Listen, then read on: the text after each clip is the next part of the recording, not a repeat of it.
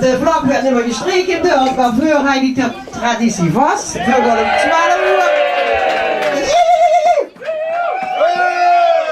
We gaan om 12 uur de vlag streken, de trapleiers weer klaargezet. We hebben één grote verzaker, dat is Cor Leijendekker, zo heet, maar altijd die vlaggen afgepakt. Maar nu weet je zien, neemt die plaats in. En ik zou zeggen, Thijs bovendeert. We hebben plaatsvervanger van Cor. En de man met dat zwarte gezicht. Die heeft vorig jaar hier een kuntje zoet gehad. Dan ben ik misschien strak. Ik weet niet of dat nog niet. Nou, kijk, ik zal er van in halen op zich. Oh. Nee, dat was zeer de lief, maar een beetje langer hier. Maar het wordt geweldig, dat hebben we nog nooit gezien. Dat wordt geweldig.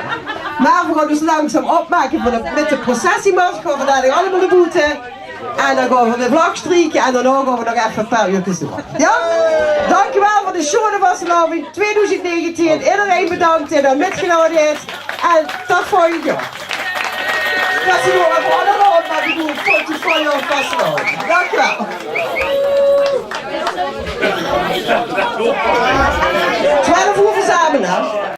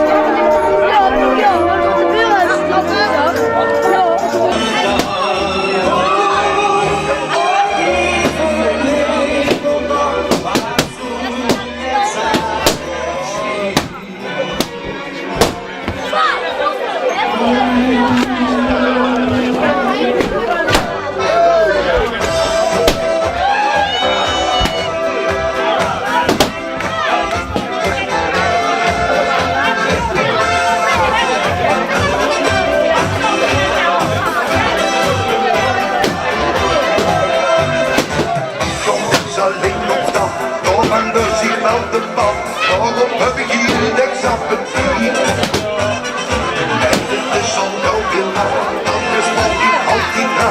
En zo leuk is denk ik meer dan die. De klopt al niet, dus